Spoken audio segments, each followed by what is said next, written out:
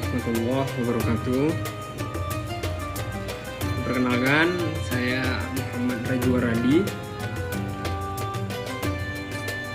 yang menjadi mahasiswa di Universitas Al-Wasliyah Medan, atau lebih tepatnya Unifa Medan. Jadi saya akan mempresentasikan sebuah makalah saya yang telah saya buat dengan judul Tasawuf di Indonesia, Sejarah dan Tokoh-tokoh. Maka sebelum itu, tasawuf ini ialah sebagai dimensi batiniyah Islam yang berperan besar dalam dakwah damai di Indonesia. Artinya, tasawuf ini menjadi sebuah peranan penting di dalam perdamaian Indonesia. Karena adanya tasawuf maka Indonesia bisa damai. Jika seandainya tasawuf tidak ada, maka tidak ada orang yang beradab. Maka sulit untuk membangun sebuah perdamaian. Maka di Indonesia ini bisa menjadi damai karena adanya tasawuf. Nah, itu dia. Oke. Jadi tasawuf ini berasal dari kata suf yang mengarah pada kehidupan zuhud dan pembersihan jiwa.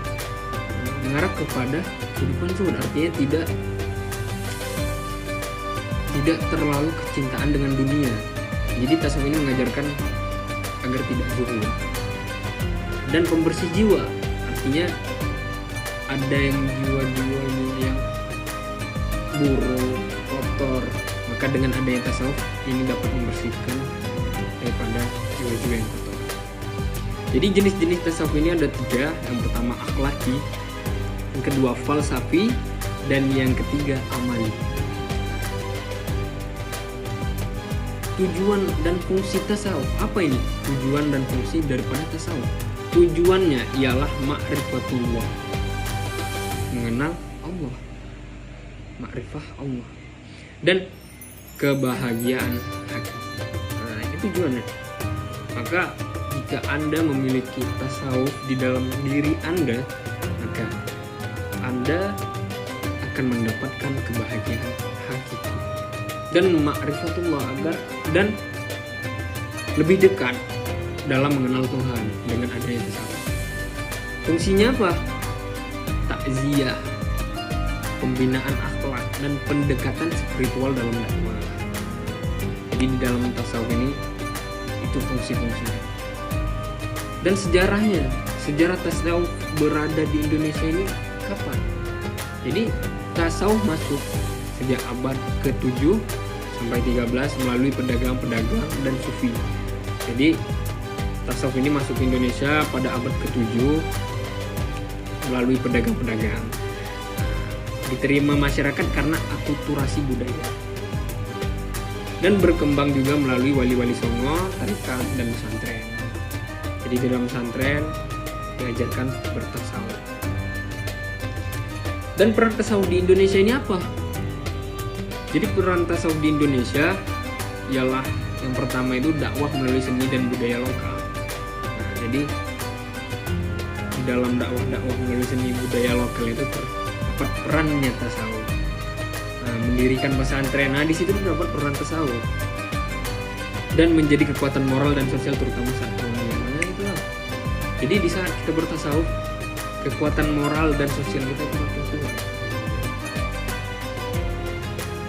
Jadi ada juga terdapat beberapa organisasi dan lembaga tasawuf, salah satunya Jatman. Nah, ini di bawah NU. Dan yang kedua ada Majelis Zikir Urban, Majelis Rasulullah. Dan yang ketiga pesantren tarekat seperti Suryalaya atau TQM.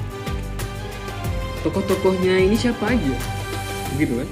Setelah kita ketahui tasawuf ini gini, maka kita perlu juga tahu tokoh-tokohnya siapa coba. Siapa coba yang membangun tasawuf di Indonesia ini, ya kan?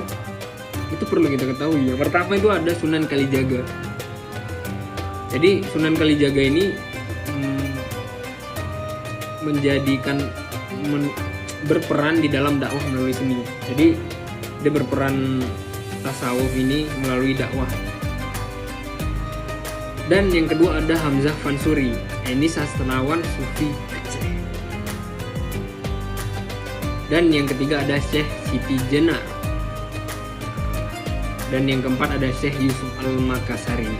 Nah, beliau ini berperan tasawuf di dalam tarekat dan perjuangan. Dan yang terakhir ada Kiai Haji Hasyim Asy'ari. Nah,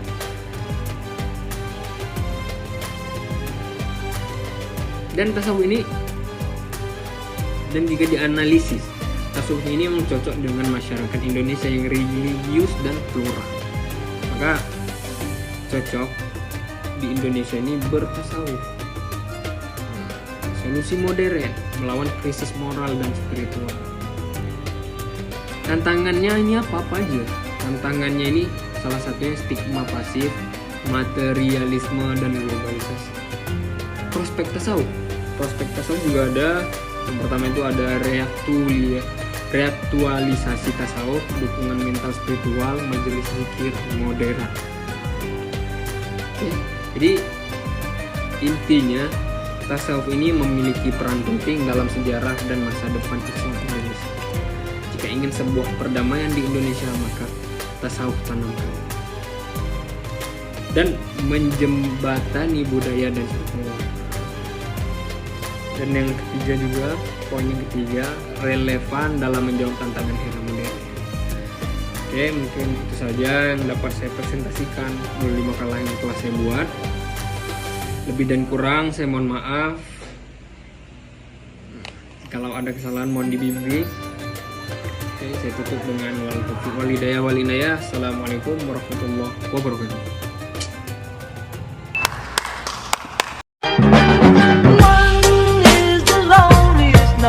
That you'll ever do.